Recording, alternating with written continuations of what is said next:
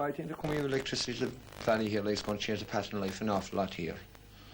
Started in this, the youth will be more inclined to settle down here maybe, and then tourism is another aspect that it should help. You know, we have the hostel here, and there's one or two guest house, farmhouses like after starting keeping people, and they did quite well. I think last year a couple of people were doing it, and I think next year now, like with the light, it'll make it much easier.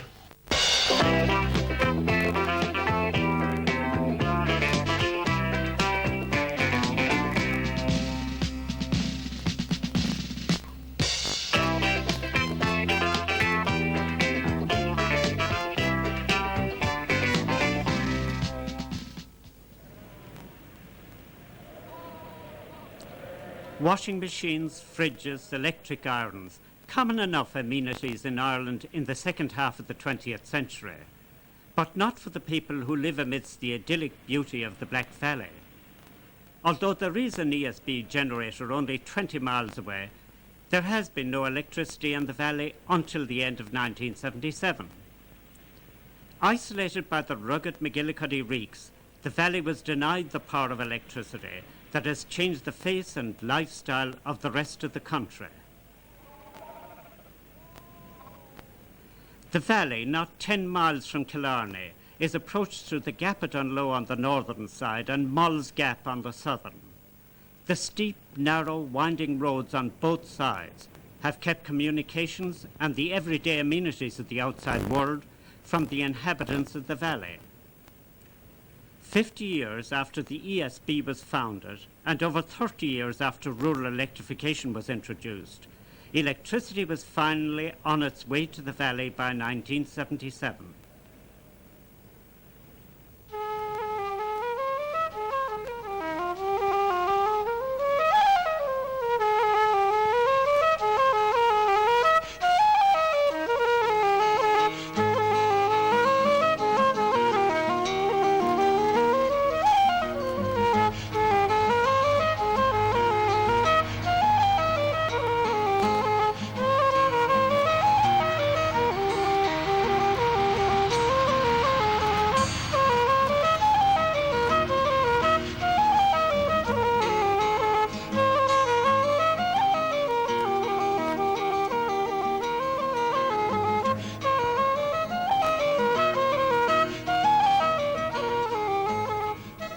The oldest citizen of the valley, a survivor of the War of Independence and one who has seen many changes down the years and adapted to those changes, is Jack Dennis Donoghue.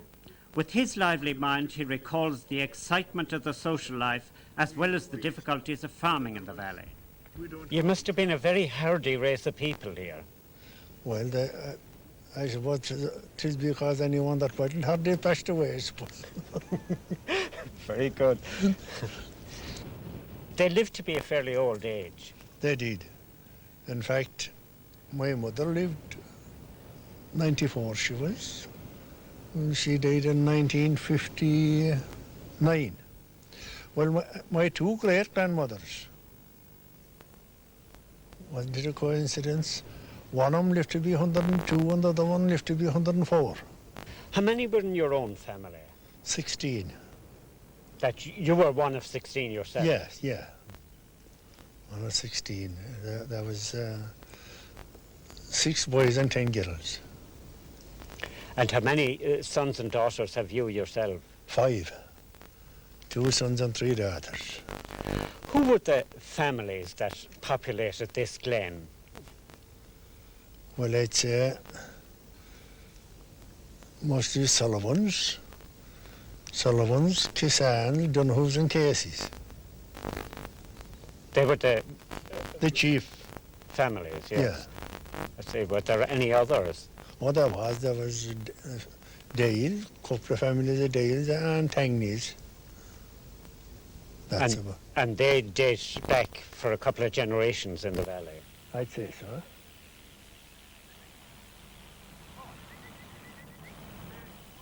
The rocky grandeur of the valley seems to preclude any hope of winning a living for man or beast. Sheep are the backbone of its economy. It's not uncommon to keep flocks of 3, 4 or 500, both for breeding and for finishing. Generations of sheep herding on the mountain has begotten a fine expertise in sheep management under adverse conditions. There are no marts or fairs in the valley. It's only when the sheep are gathered for dipping that unexpected numbers emerge from the camouflage of their craggy background. The Black Valley isn't short of sheep, No, shortage of sheep, sir. Plenty of sheep. You keep a fair share yourself. About 400 ewes, probably up to 200 ewe lambs for breeding purposes. The lambs for the coming year. How about the ewes themselves? Or we keep the ewes for breeding, but like we sell the culls off. The mountain here is pretty steep. I noticed there are sheep right up to the top of it. Oh, right to the top is no trouble. Well, you were out quite late last night in the dark on the mountain and on that hill, which was kind of dangerous to anybody who wouldn't know too much about it. Oh, well, if you didn't know it, you'd only have to stay there for the night. Right up, I mean, if you were caught up on the top of the cloud, even to know it, it'd be very difficult to get down. Has it ever happened yet? It has. And one time I got fooled by the sheep on the top. Was the only guideline I had. The top was something like, you know, a cock of hay. It's all round. Yeah. And I met the sheep in the top. Well, the cloud was done. I thought I knew they were my own sheep. And I followed the sheep. Because they led me astray. They led me to the back of the reeks, down into the Hag's Glen. But when I realized I was going astray, that's when I got out of the cloud and saw the lakes on the other side. Well, then I knew I was out of line.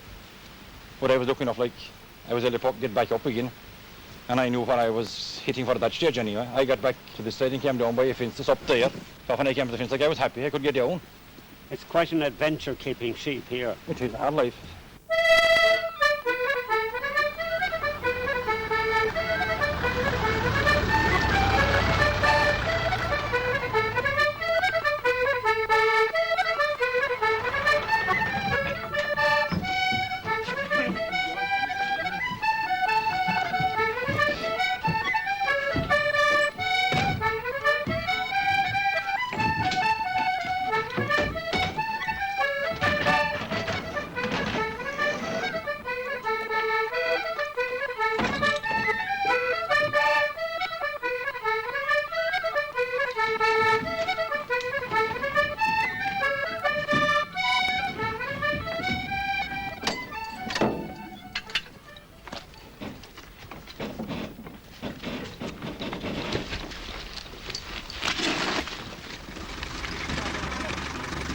Roads are narrow, winding tracks unfit for two-way traffic or even one-way for some heavy delivery trucks.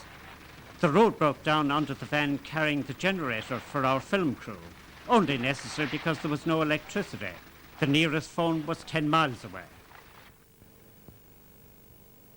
The interview with Joan and Nora O'Sullivan at the very end of the valley, cut off by our breakdown, had to be postponed until the following day.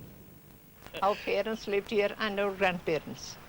And you do a bit of farming here? We do, a little bit. What type of farming do you do? Well, we keep a few cows and a few cattle, 2 or 3 calves, and a few sheep. You don't bring your milk to the creamery at all? No, sir, no. And It'd been buttered before we down to the creamery. indeed. What, does anybody go to the creamery around here? No. We should go to Beaufort Creamery, and that's about 12 miles away from us. That would be. And how do you manage as far as the supplies are concerned? Where do you shop, or how do you get your supplies? We shop here? mostly at the hostel. Tiniest hostel. Mikey Tiny's hostel. I see. Do you know, he has a shop beside the hostel, just What- near the church. Were you ever in the awful position of being cut off during bad weather or anything else like that? Only once, And how far the time back in the is that? snow. Ah. We were cut off for about 3 days. And was it very serious at that time? Well, it was serious enough, really. It was about 6 feet deep, I'd say, the snow at that time. The snow used to drift, and that's how it got so deep.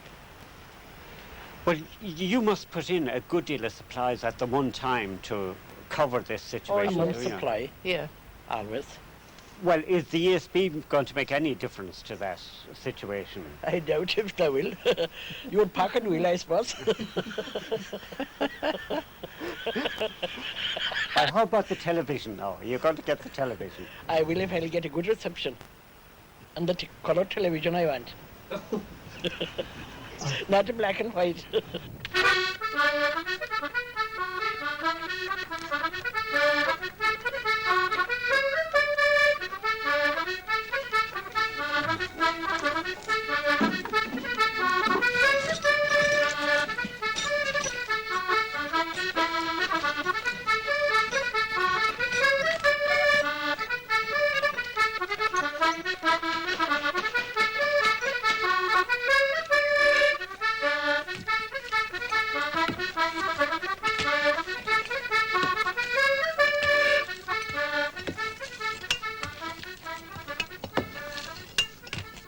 John, you've lived all your life in the Black Valley.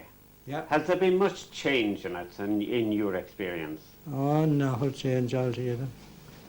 Better housing, transport, everything is improved. And this house now, for instance, was built about 40 years ago. We had only an all-thatched house then. You know, it was very hard to keep them going. Drop down in the walls during the winter, smoke in the kitchen, everything like that. But now it's quite different. We've got running water here now. The electricity will make an awful change, especially for my sister here. I can get an electric iron, an electric kettle, and as I said, an electric shaver if the men folk want it. And I'll be able to keep butter and meat, whereas in the summertime meat won't last. You know, you have to cook it after getting it from town, the fresh meat I mean. You have to cook it after you get it from town. And whereas if I had a fridge, it would last. And I could have a choice of meat. You could have lamb or beef or chicken. If you had a fridge, they'd all last. But do you kill any of your own sheep here? Well, maybe around September they would kill a sheep. But you have to use that in 2 days, the rest of it won't last. You have to salt it then and have corn and mutton. So that if I had a fridge, it would make all the difference in the world. The church was built by community effort. No contractor would find it economic to bring materials to a place so difficultly remote with no source of electric power. Tanknays, or the hostel as it is called, is the only shop. Beside the church it is 6 or 7 miles from either end of the valley and can stock only lighter provisions and certainly none of the perishable ones, which would mean a difficult 10-mile journey at least every day. Well, in summertime we can't have a fridge. We can't have fresh meats or ice cream, cold drinks, which we get a lot of people looking for in summer. Up to this, like, we wouldn't be able to keep any perishable goods at all. But now with the electricity, we'll at least be able to add that to the stock anyway, perishable goods. Mm-hmm. Well, that's your role as a shopkeeper, but as a mother of 6 children and a family to rear, what are your problems here? Well, the washing is the biggest problem for me anyway. I have to spend a good few hours on the day washing for the children. And the drying is the worst of all. We have to put them in a clothesline, which it might take them for a week sometimes to dry if the weather was bad. So I would like to, a fridge would be another deep freeze fridge that I wouldn't have to go into town so often to buy fresh meat for the home. Well, what will be your priorities when it comes to buying equipment for your electricity now? Well, I think I go first for the washing machine anyway, and then probably the deep freeze.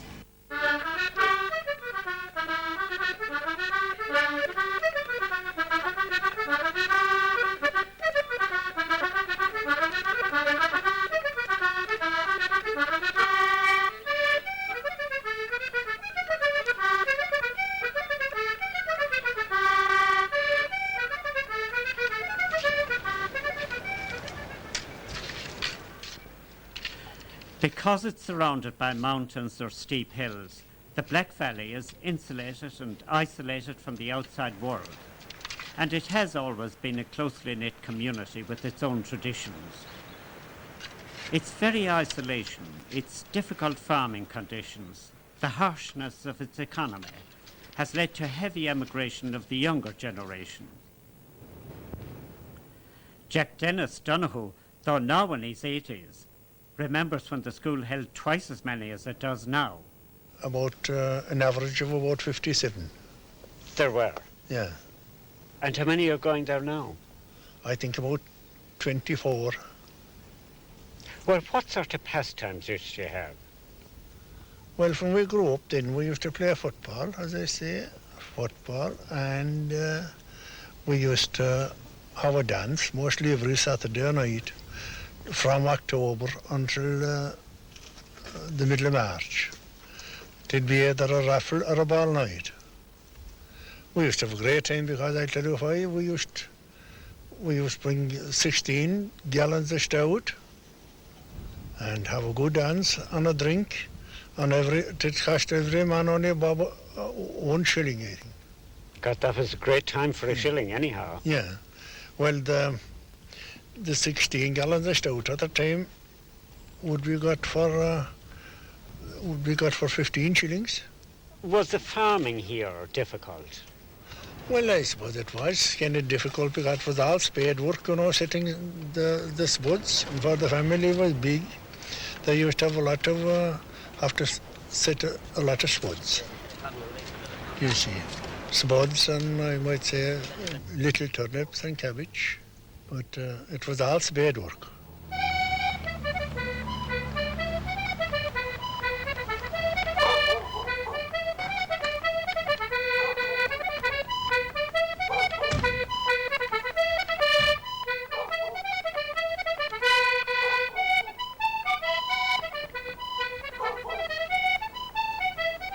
Mary, this is the final connection now. Yes, You've been waiting for it for a long time. that's right. Would you like to switch on yourself? No, that's a big difference. No, an awful difference. I'm sure Yes. you'll be very happy indeed now with that. We're delighted.